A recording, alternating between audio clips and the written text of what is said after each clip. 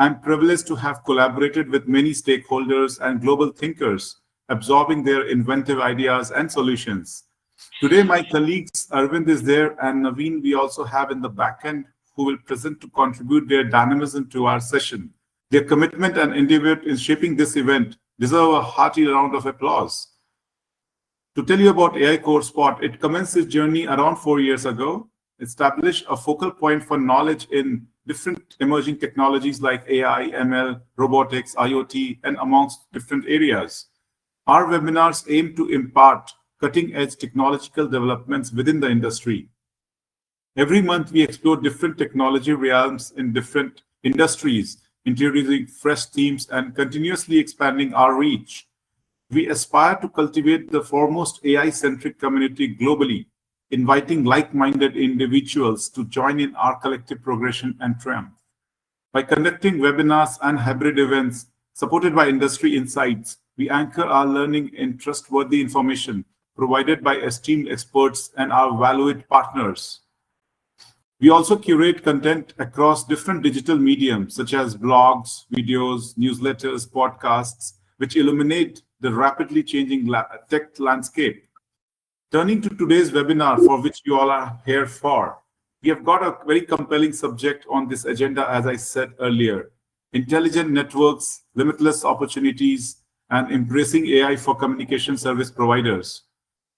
Our speakers will delve into significant aspects such as effective AI strategy roadmap, maximizing ROI, network assurance, utilizing Gen AI, mistakes to avoid, and much more within the communication space. The expert panel is set to provide substantial insights and spark enriching discussions, which is not to be missed. So let's begin with some key pointers. First of all, acknowledgements to all our community partners for their pivotal role today. Our community partners include Cambium Networks, InfoVision, Flex, and Cox Communications. Immense thanks to you, our attendees, for dedicating your time and energy. Your engagement is crucial in reaching your objectives and networking with fellow peers. Our primary mission as a platform is facilitating access to valuable knowledge and fostering significant connections. So should you depart with innovative concepts or new networks, we'll consider it a great effort from our side.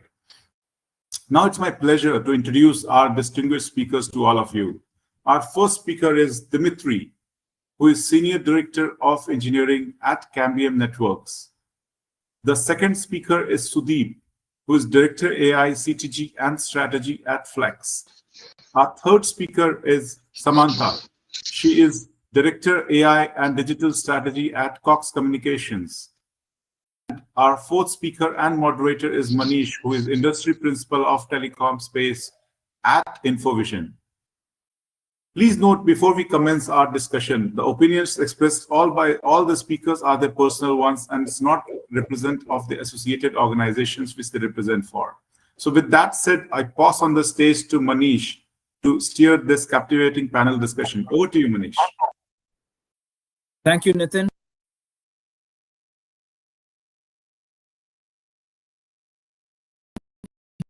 Good morning, everyone. It's great to be here today. We have a very interesting and intriguing topic to cover on this webinar. I'm sure we've all heard about how AI technology is impacting pretty much every industry that's out there. We will be focusing on how communication service providers can leverage AI. There are obviously a litany of use cases that seem to be of relevance to the industry. We could look at how CSPs can use AI to better plan, design, engineer, build, and operate their networks. There are use cases that are tied to more administrative functions such as finance, HR, marketing, etc. And finally, there are use cases that touch the end customer in terms of CSPs offering customer support, managing interactions with customers, and providing optimization in terms of their systems. So without further ado, let's dive right into it. And Sudeep, we'll start with you. Obviously, one of the most important things that CSPs have to look at is having an effective AI strategy, both short-term and long-term. So from your experience, what are some of the key steps they must take to build that strategy? Because when we look at what's been happening in the industry the last 3 or 4 years, most CSPs are struggling with both the long-term as well as short-term strategy implementation.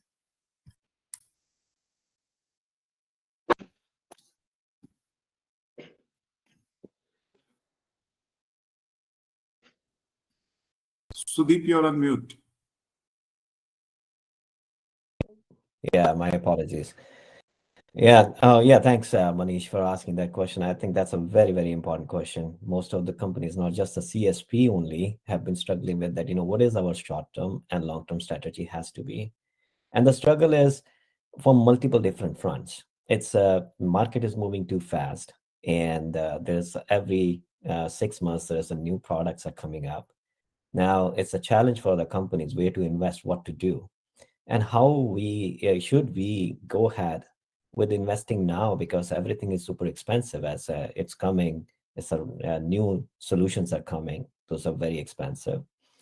Now, it's many people, when I talk to the leaders of various different organizations, there is another struggle I see. Is it worth waiting? Let the all the dust settle down and find out where. But at the same time, the thought crosses in mind, oh, will we lose our competitive edge? So it's very chaotic. And there has to be certain strategies which you need to. And I'm glad you asked that question. So my view on that one is you need to define not only hone into your short term, but a long term strategy. The short term strategy need to be vision that what a organization need. Divide everything into a quick wins versus big wins. Big wins usually take time to be developed, but a quick wins where you can deliver something in that 3 to 12 months time frame. You need to focus on both, keep a kind of a combination of both, and play a balanced approach. With that kind of approach, once you have that segmentation, I think another focus which you need is to prioritize the implementations in such a way, whenever you embark on a journey of a big wins, prioritize your implementation in such a way that you divide it in such a way that you connect the dots eventually.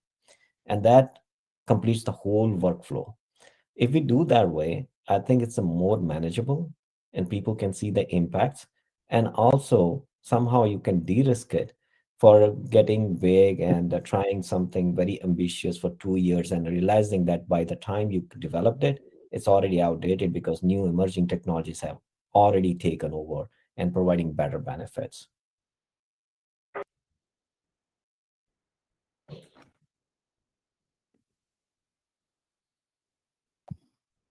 Right.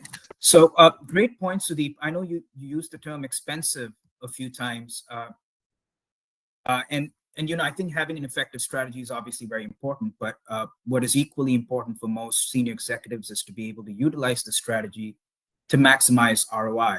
So, what, according to you, can CSPs do to maximize their ROI from various AI initiatives? If you can expand on that. Absolutely. ROI is the key, right? The key measure of our investments, are we really doing well or not? I think the thought process on ROI starts before you make any investments. Key things organization can do, have their mathematical models right. Make sure that you're gonna hear a bunch of things from everywhere from the organization, and you're gonna hear from when you're doing a use case identification. You will be reaching out to engineers that are super ambitious. They're gonna tell you a great story. I think important is to vet that story through FP&A. Understand that if it is the real model, what are the risks involved into delivering that, and important to understand on that one is to improve the ROI as a part of a strategy, as a part of funding. What you need to do is you need to find out what are those recurring use cases are. Invest in recurring use cases, because recurring use cases you invest once and then you reap the benefit every iteration whenever you do it. For example, if you are looking at a legal contract processing, and that's something Gen AI can do really good. Investing in that will help you to get benefits over time, every time there is a contract going through the process. So those kind of technologies should be prioritized to improve the ROI with time. The second, you can look at it in a different way too. You can focus yourself investing into a backend technologies under one technology which scales over the period of time.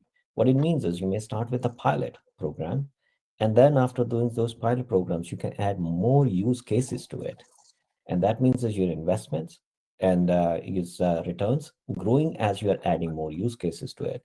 Just to give you an example, If you think you are investing in a schedule maintenance or schedule optimization technology, now that schedule optimization technology can go into your supply chain optimization, delivery optimization, installation optimization. So those are basically various different use cases which can be added to the same technology. And that helps you to improve the ROI over the period of time.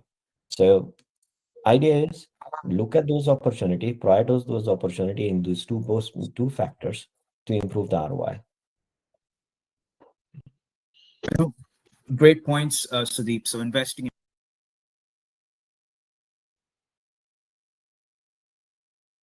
in recurring uses and obviously investing in technologies that are scalable and extendable towards multiple use cases. So Dimitri, let's dive a little deeper into actual use cases for CSP that can help optimize network operations, right? So anything around network reliability and performance. So could you provide us with maybe a couple of examples or use cases where CSPs can use AI technology effectively in that space? Right. And so Sudeep mentioned a couple points, very good points. One is to start with the pilot. It's a great idea overall, and when it comes to any application. And he also managed a couple use cases like legal documents and optimizing the schedules. So what I would like to focus on more related to the communication devices. That's my background and my company's background on the device and network performance. And from this perspective, I think we are seeing the shift from the use case in terms of monitoring a specific device in the network and the specific performance over unique device to the overall quality of experience for the specific customer. So with the AI, we can look into the details over quality of the service quality that our customer is getting, and more importantly, we can predict his dissatisfaction before he actually do the call. So we can do the preemptive detection of the poor quality of his connectivity, his poor quality of I don't know, his Netflix videos before he even do the support call. And giving this technology to the service provider allows them to detect and address those issues. And the next step in this process, AI can help giving the specific recommendations on what you need to do in the network, because many times the network is becoming more and more complicated. It can help to narrow down the specific places in your network where is the bottleneck, what are the issues, and what are the specific steps you need to do to address these performance issues. So these are the two major areas where AI can help. And the last one that I'm very passionate about is overall the quality of experience where AI can help. That's how we engineer and do the traffic management overall in the network, where we can do smart and let's call it AI-enabled traffic control. Traditionally, the quality of service was based on the like a packet-based, looking at the specific packets in your network and prioritizing them. With the AI, we can move it to the higher levels, from the packet-based to the application to the specific service, and monitoring the quality of the specific service, let's say Netflix, or let's say Microsoft Teams, or let's say this type of a webinar.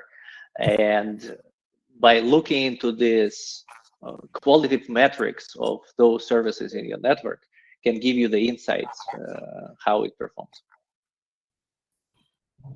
No, really good. I think, yeah, AI-driven network assurance and network traffic management, quality of service, those are all extremely relevant to every CSP. So, Samantha, let's slowly but surely turn our attention towards Gen AI technology. Obviously, we hear a lot about Gen AI within the industry.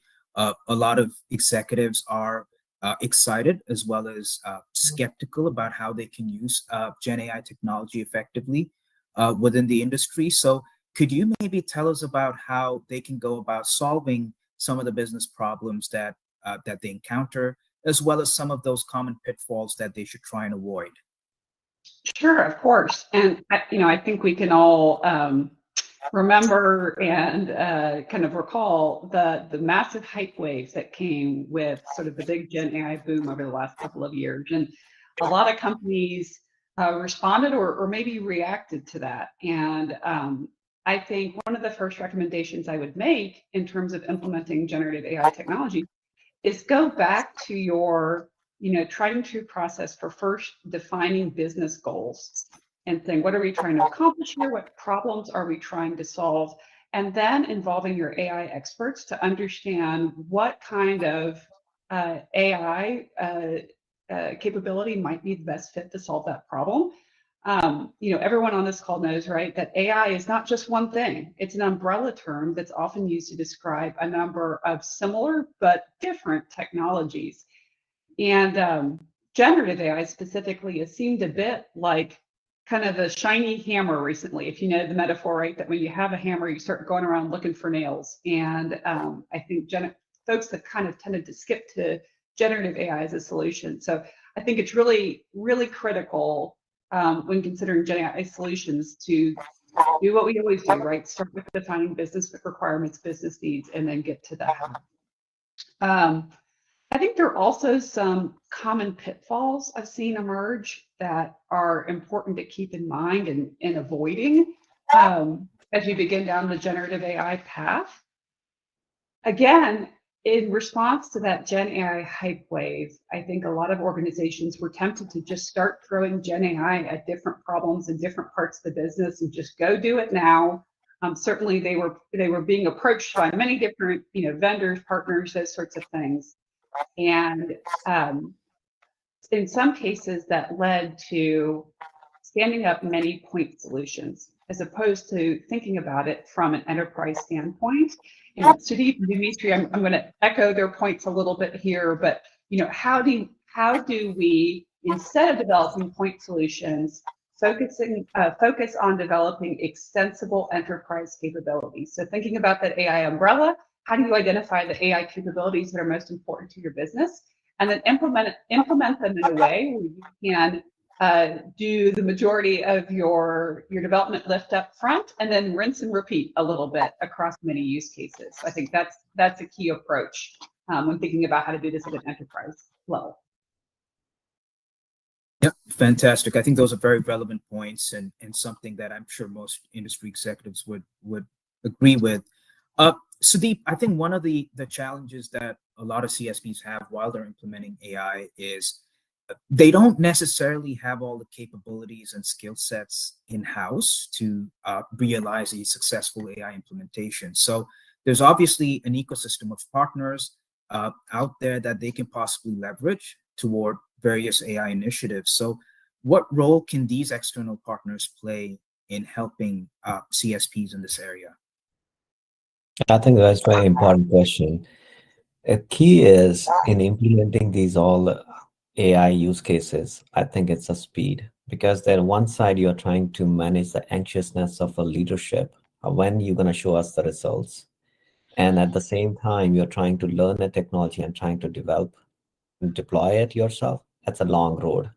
And then there is a full of risk as well, because a limited understanding and limited knowledge will not result what you're expecting. So that's where partner comes to rescue. The partners, now we can look at the partners from a two different angle in current space. One is your implementation partners. The implementation partners brings tons of worth of experience, a number of years of experience, They know what technology. They work as a thought leaders with you to identify a technology because they have implemented, so bring it the worth of experience. And they help you to de-risk the whole implementation, get it done within the time frame you're looking for. Plus, it helps you to train your workforce. And that training is expedited training as compared to you learn yourself and try to deploy or hire people. That's still a long road. So I prefer that way of implementation because you can't boil an ocean. You need to always help partners, and these partners are really, really helpful when they're established, and you maintain the systems after because they give you that much of training. Another way to look at the partnerships is identifying growth partners.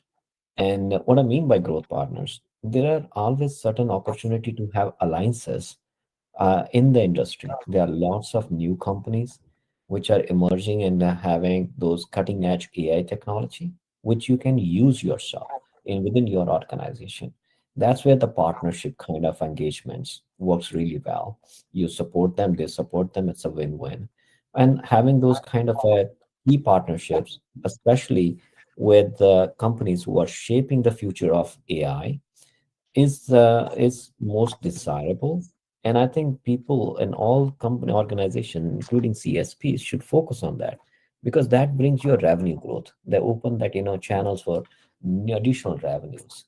Be the part of that ecosystem, and that helps you to explore more opportunities.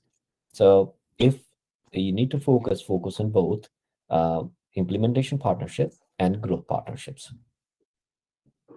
Yeah, fantastic. So I think using an effective combination of well-established partners as well as some of those early-stage organizations that can provide you with insights into newer technologies and form good alliances, that would be really important. So, Samantha, obviously, the cost factor is always something that's on the minds of executives.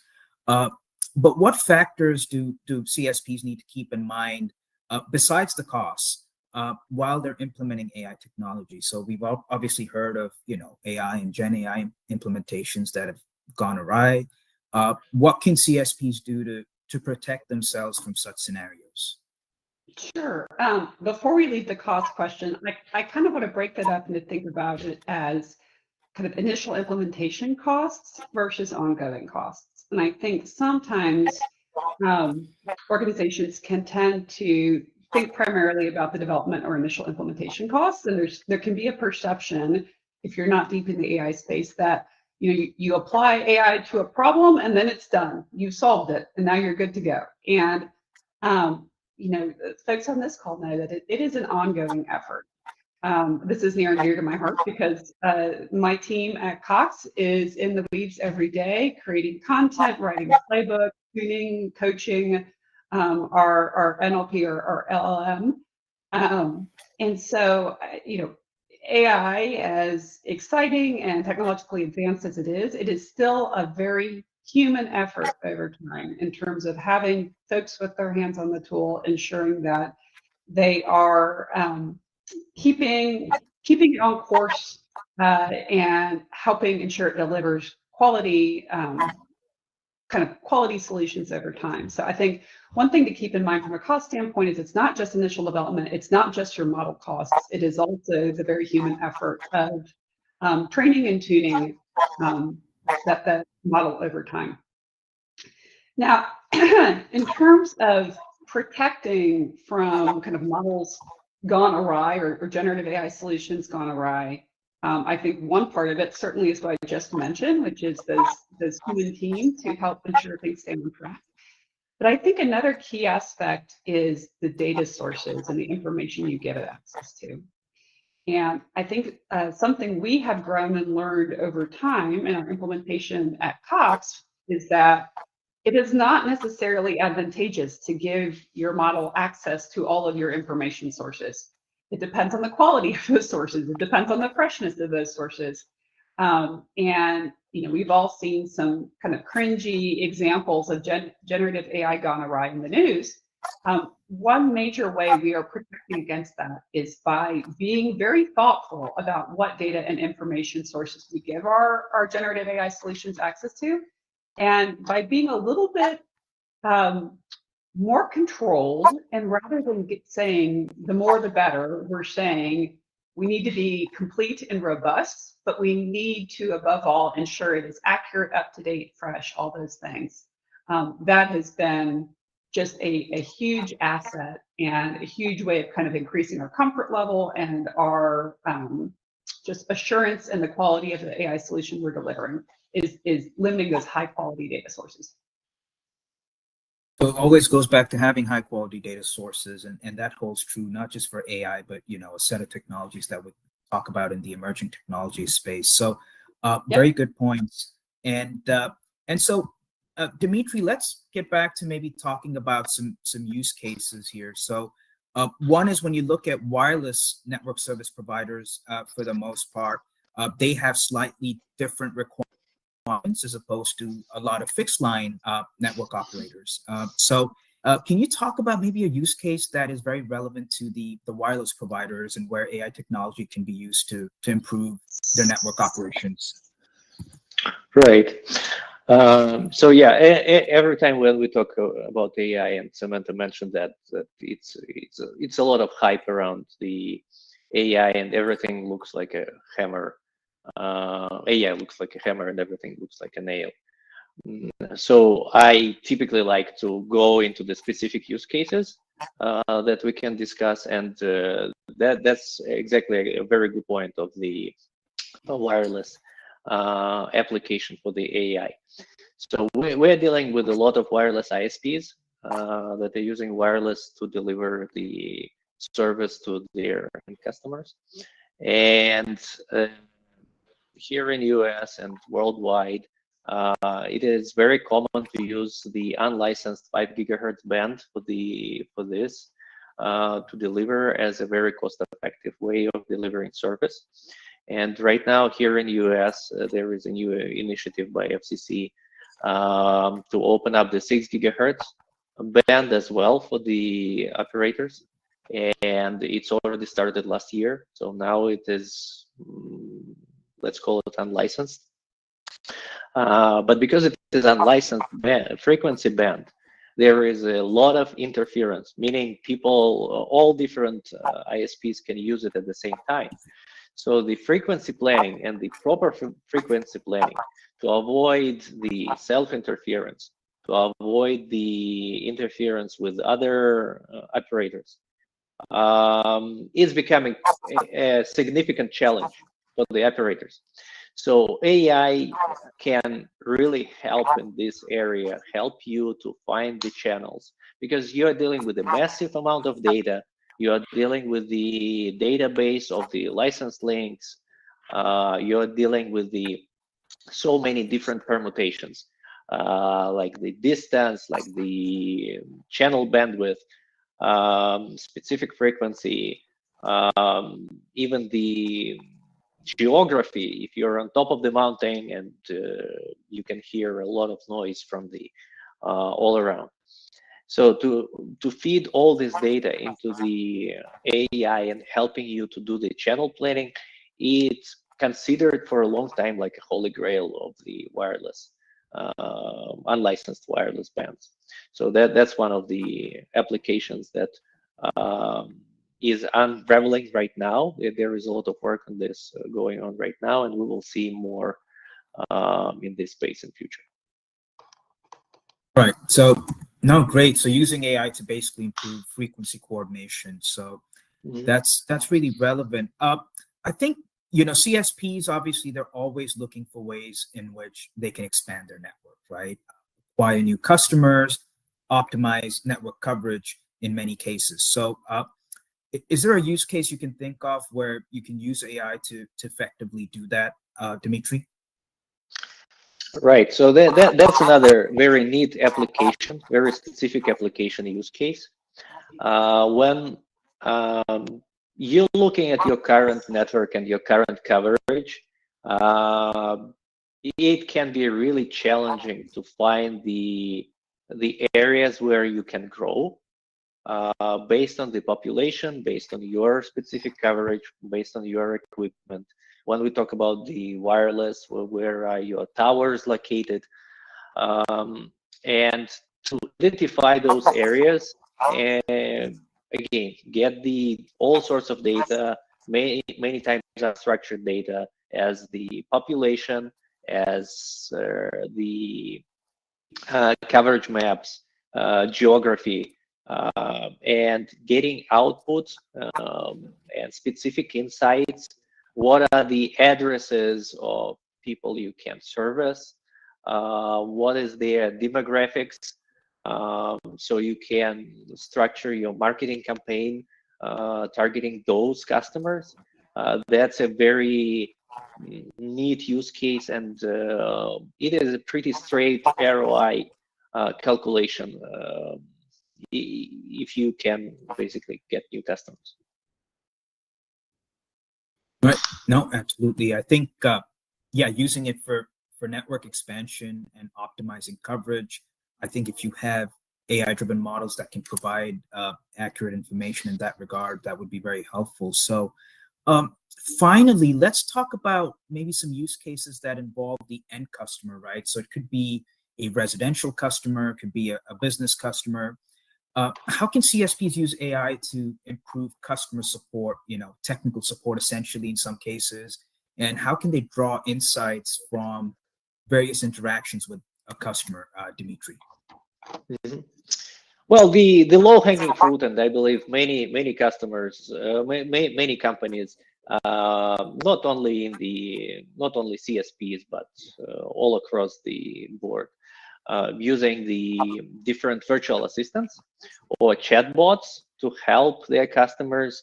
That's the way how they provide access to the knowledge base, how they provide access even to the support. So like a first line of support for many, it's a virtual assistant now.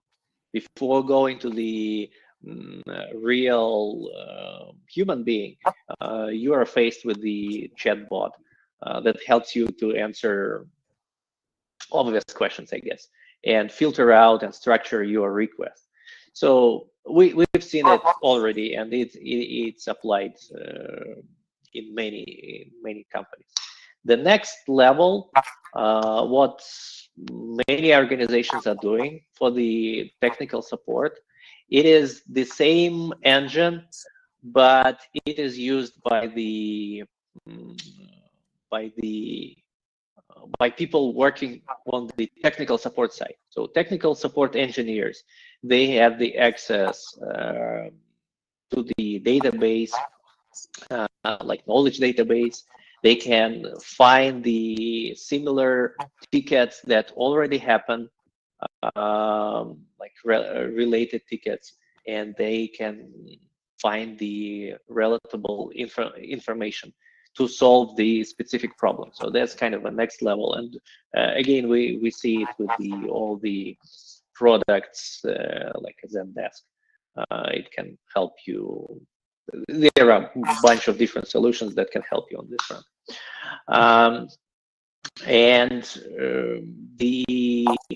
The next application is actually analyzing the patterns that are going on in your network, right?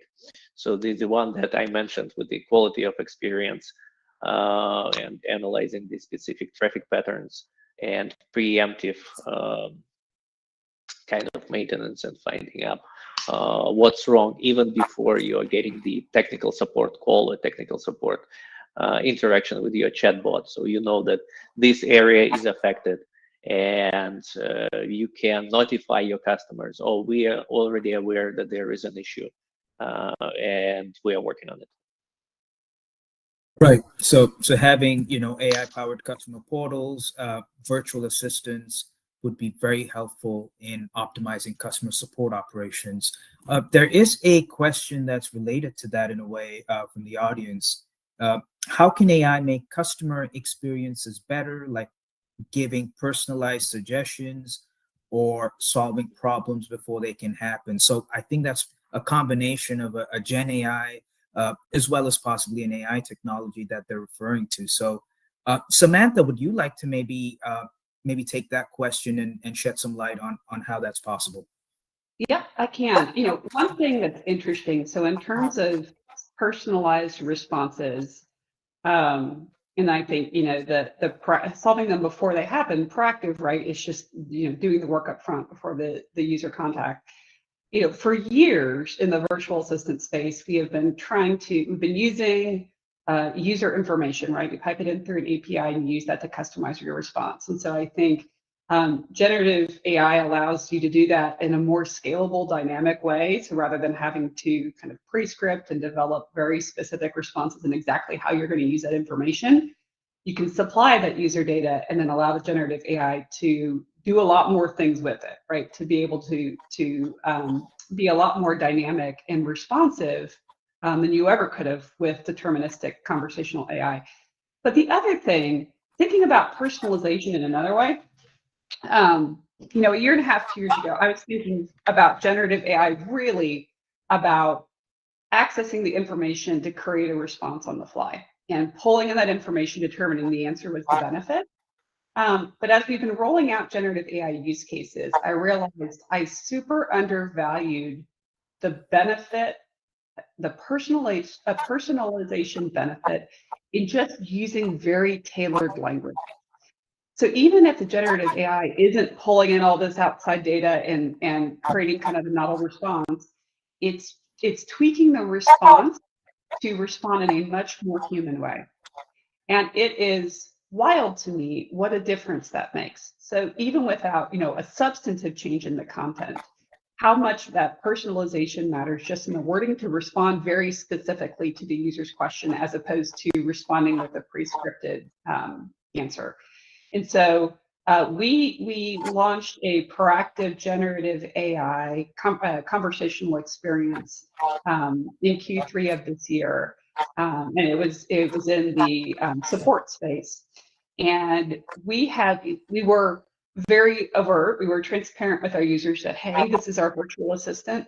We are reaching out to help you out in this way and that way. But we had users saying, thanks, have a great Labor Day weekend, appreciate you. And it was just so clear from the language that the personalization just of that generative response just made a world of difference. So those are some of my thoughts around personalization and solving problems before they happen.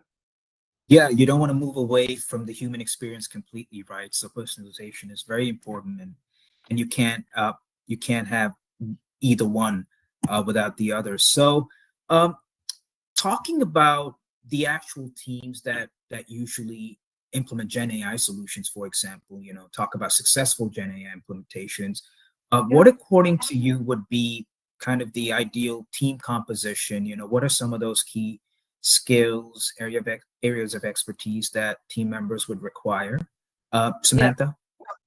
So I think all of our minds tend to go to the more technical roles and the very technical skill sets, and those are wonderful and great.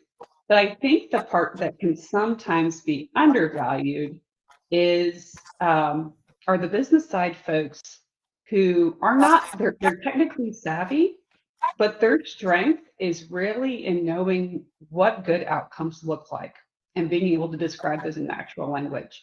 And I think the tools themselves are really supporting utilizing their value proposition. So, in creating generative AI experiences, increasingly the platform asks you to describe what you're trying to accomplish in natural language. And so it's the generative AI itself is reducing the burden on those highly technical skill sets, and instead allowing users who just know what know what we're trying to do, know how to create good outcomes for users and for the business. It's really allowing them to relay their knowledge in a much more intuitive way. So I think the undervalued but increasingly important skill set is this technically savvy but more business side user who can describe good outcomes. Oh, great. And we have a question from the audience, which is very similar to the one that you just answered. But yeah, how can CSPs equip their workforce with the necessary skills to effectively harness AI?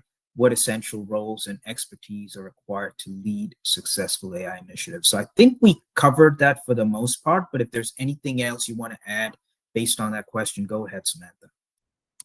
I think that's a big question. So I certainly welcome my co-panelists here to jump in on that one. But yeah, I think it's not everybody in an organization is going to be an AI expert, nor do they need to be. But I think being able to leverage organizational understanding and organizational AI resources partnered with, I think, with what many folks need to bring to the table is, hey, here's a business problem we're trying to solve. Here's how we're trying to, here's the outcome we're trying to achieve, and be a partner and a collaborator in that way. Absolutely. And Sudeep or Dimitri, would you like to add anything to that? I think what Samantha just mentioned, I think that's the key to that. We call it as like hub and spoke model. It has to be collaborative. And it has to be collaborative because everyone cannot acquire everything on AI, and it's very hard to train whole workforce. But if you come together as one team and collaborate on that, there is an ideation is happening somewhere. They bring the subject matter level of expertise. There is a small team of AI engineers work together to de-risk that and envision what can be developed. So it's a combination. It's a collaboration, tight collaboration, and that is gonna make your implementations and use case implementation successful. And that has been working for us for quite some time. Great. Yeah. Dimitri, anything from your side? Yeah. So one thing I would recommend, and it's probably a universal advice regarding any project you start, that it is very important to have like an advocate in the executive team who will support you. So without the support on the executive team, I saw so many projects basically falling down to pieces because and it's not about necessarily about the budget. It's not necessarily about the strict involvement, but you need the support who will be interested and who will help you to get the project moving. So that's probably my biggest advice. Right.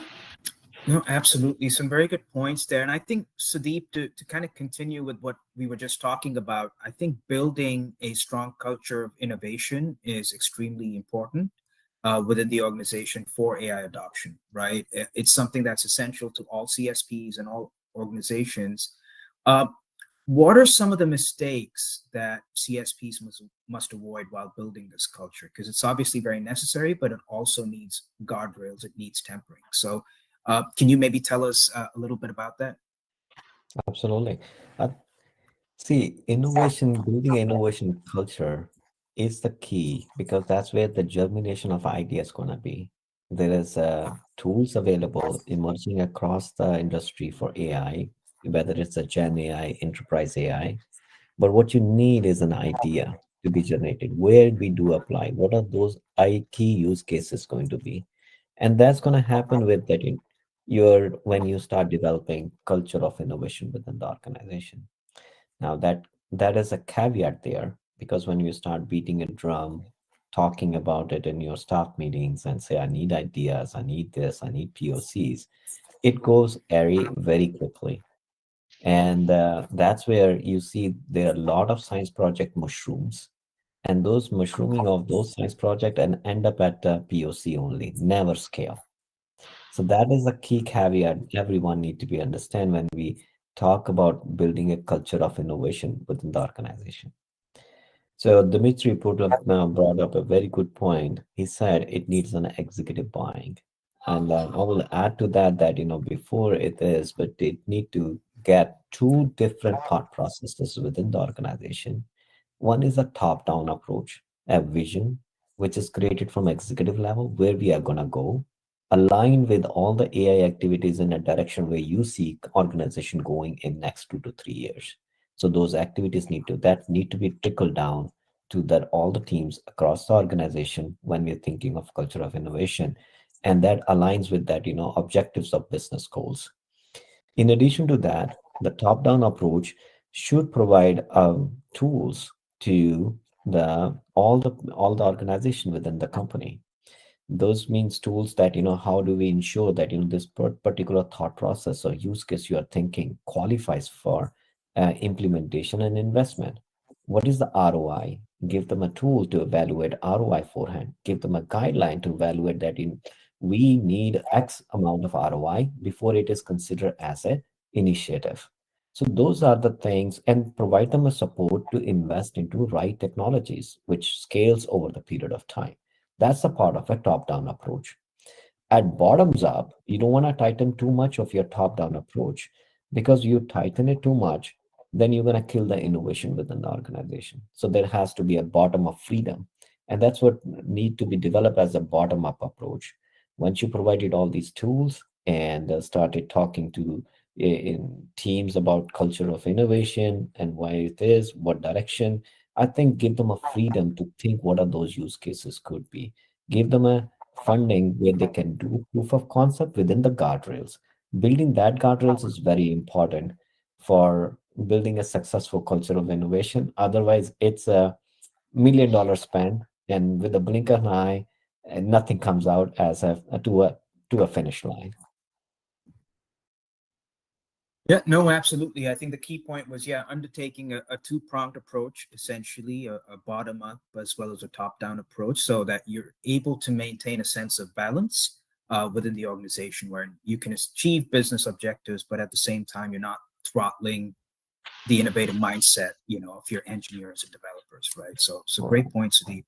And as I said always, right, it's not about what we can do. That's an engineer's version that, what we can do. Hey, I can do this, I can do that.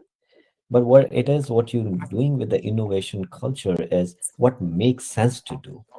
So that's as long as we can differentiate that, you hone into your innovation culture. I think that you will not fail. Right. And I think in the process, we've already answered one of the questions from the audience as well around, what common mistakes must CSPs avoid when building a culture of innovation. So it's a great job, but there's Sudeep. Finally, a lot of CSP executives are facing that dilemma, right, of high investment, soft gains. So a lot of the times you obviously put in a lot of money, but the gains are fairly limited and short term in nature. So do you have any suggestions for these executives on how they can circumvent this problem?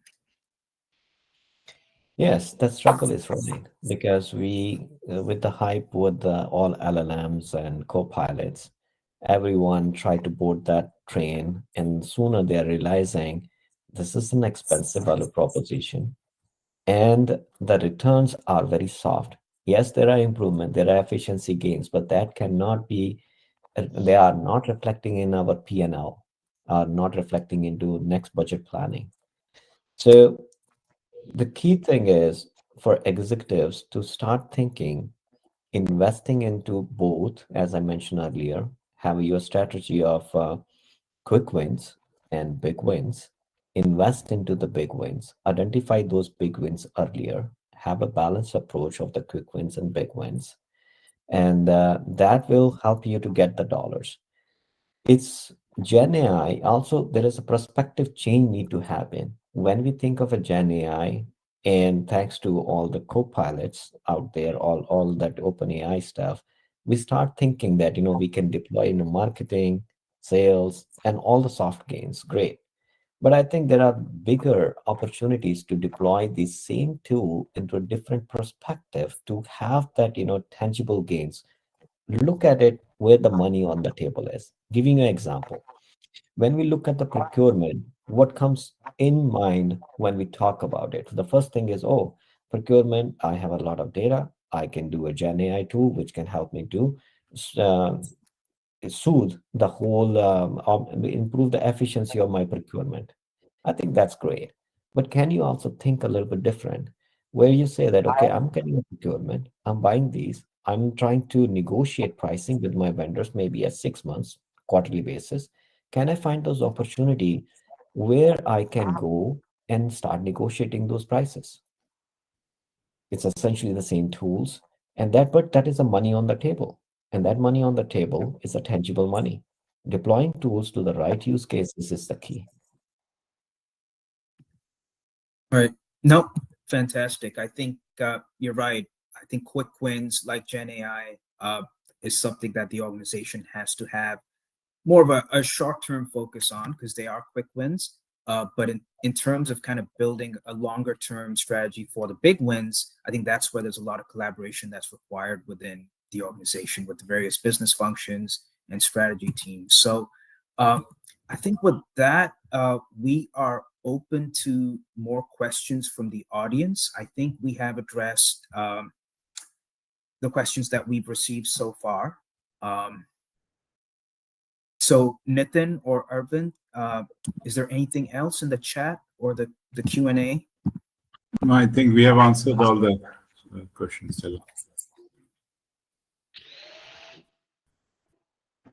All right. And so, Dimitri, would you like to add anything in terms of how organizations can kind of focus on those big wins that Sudeep was talking about? Because those seem to be the ones that most executives are obviously very excited about. That's where they want to invest money in the long term and hopefully come up with more of a transformative solution on how they approach the business.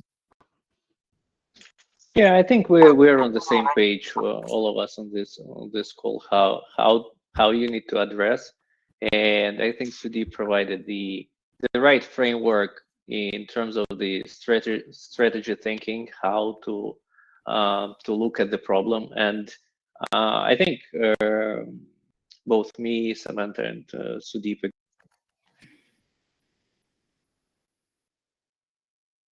agree that it's a great way of starting with the proof of concept and trying to build the platform that can be used for all the different use cases across the organization when it comes to the AI. So yeah, that's the thought process. Right. Yep. So having that extensible platform for sure. Samantha, lastly, any thoughts from you? You know, I think I kind of wanted to meld together some thoughts about gains, but also with the culture question.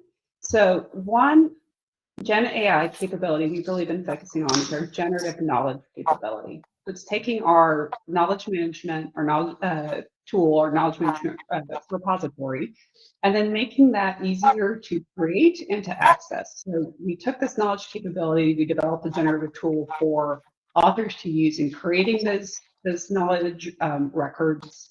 And then we developed an agent-facing tool in order to be able to access that information much more quickly. So rather than searching and reading articles, being able to pose a specific question, get a specific response, cut way down on agent search time. And then we also deployed that same capability to our customer-facing virtual assistant.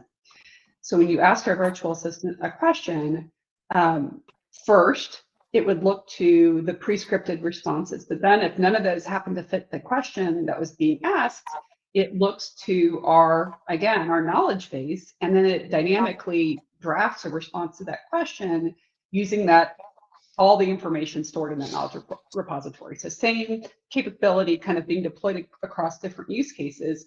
It's been really successful in terms of business value. But I wanted to also touch on the culture question, because as we rolled this out, a concern was, hey, how are agents and employees going to feel about it? You know, we are allowing them to be more efficient in their roles with this KM search, but that can be a little scary, right? Is that going to be misinterpreted as you're taking my job away, or you know, any number of concerns? And what we found was just the most heartwarming response. What we heard from agents was, why didn't I have this 10 years ago? I love it. This is amazing. I'm so glad you did this. And so I think sometimes the culture question, it's important and it's real work, but I think also when it's clear that it's not just AI, it's humans and AI, which I think is a theme we've touched on a few times during this conversation. I really think that kind of smooths the path from a culture and a change management and acceptance standpoint. So trying to leave on a little bit of a positive note, I think from a culture standpoint, we were pleased, I think, with how things have been received. Yeah, no, great points there, Samantha. So yeah, we never talked about how people fear, possibly losing their jobs because of AI, and we've seen that, or we've seen examples of that in certain industries. I'm sure, including ours as well, to an extent. And I think maintaining that fine balance between making sure that your employees and AI experts are happy, along with obviously making sure that a technology is being implemented and is successful and is driving business value is obviously very important. So I think we've touched on a lot of different topics tied to AI today, everything from strategy to various use cases that are tied to the network, use cases that are tied to internal employees, the end customer. We've talked about culture. We've talked about implementations going awry and how those can be, how some of those pitfalls can be avoided. So I think it's been a fairly well-rounded discussion overall. Again, if there are any other questions from the audience, we would be more than happy to answer those. So if you guys have anything else you want to obviously hear from our panelists today, please feel free to send those questions in.